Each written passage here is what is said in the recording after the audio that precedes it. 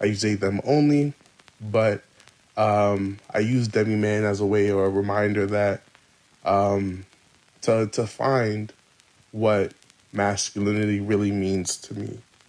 And in doing so, I have non binary as an umbrella term to remind me that I'm free to be whatever I want to be.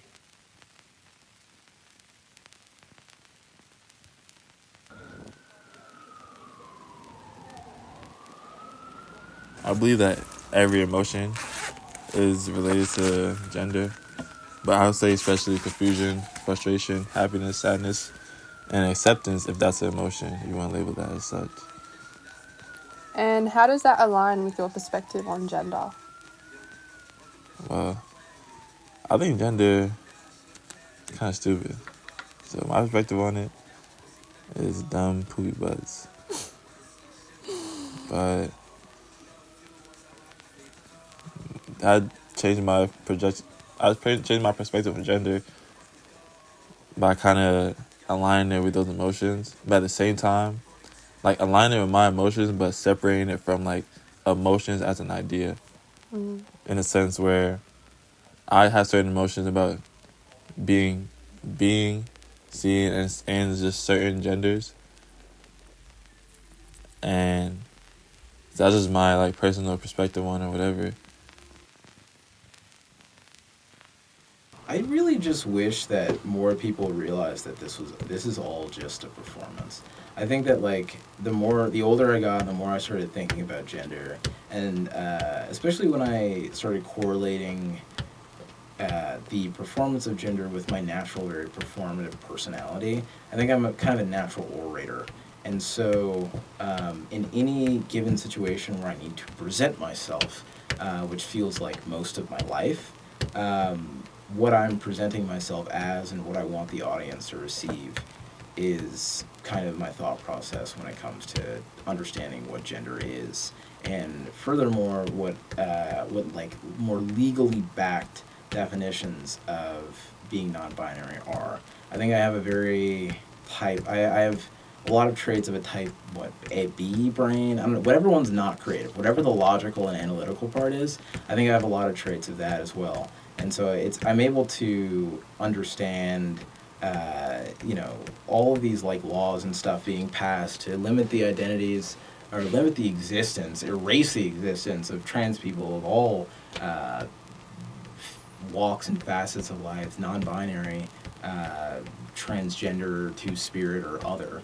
Um, it's just in an attempt to basically sterilize that performance. It's people who only, um, you know, they only want to watch a certain thing be performed in front of them and are not willing to accept people that either want to perform in a different way or don't want to perform at all. Um, and I think that being non-binary is just this representation of like, look, I'm not going to perform any one thing to a T.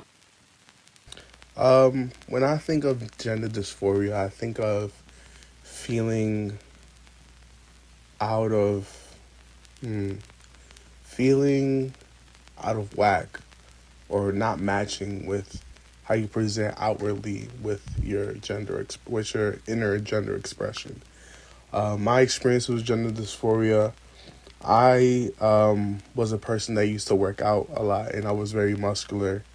Um, and when I started to come out as when I come came out as non-binary, and when I started to get in tune with my queerness, I felt uncomfortable with the muscles that I had because it would make people viewed me as a man or traditionally a man.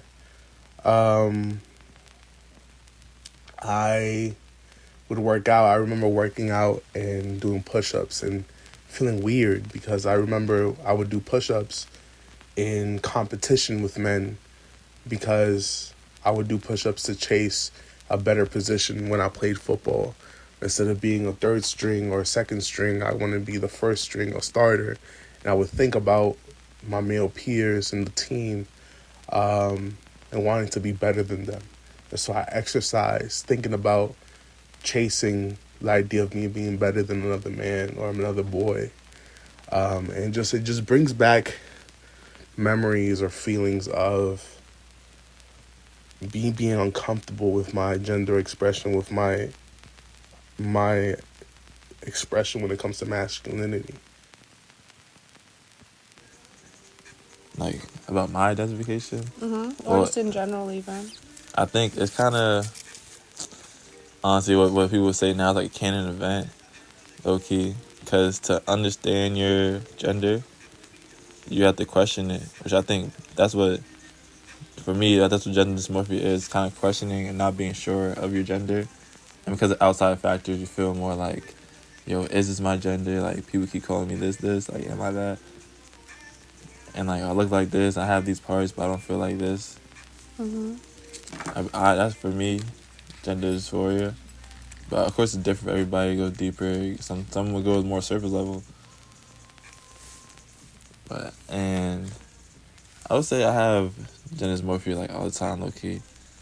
Every time someone calls me, every time someone refers to me as he, I'm like, yo, like, did I even tell you? Did I even tell you my pronouns? And I'm like, bro. And then I'm like, damn, like, you view me as a man when that's not how I view myself. But I don't know. That's just my experience with gender dysmorphia. That was just like a light one. How does emotion sort of align with that idea of performance identity, whether it's performance in art or performance in everyday life? Happiness and contentment are probably the two emotions that I say that gender most aligns with for me. Satisfaction, you know, feeling good about the way that you are looking at yourself in the mirror and are able to present to people on the subway and what you are and are not willing to do and what people react to you.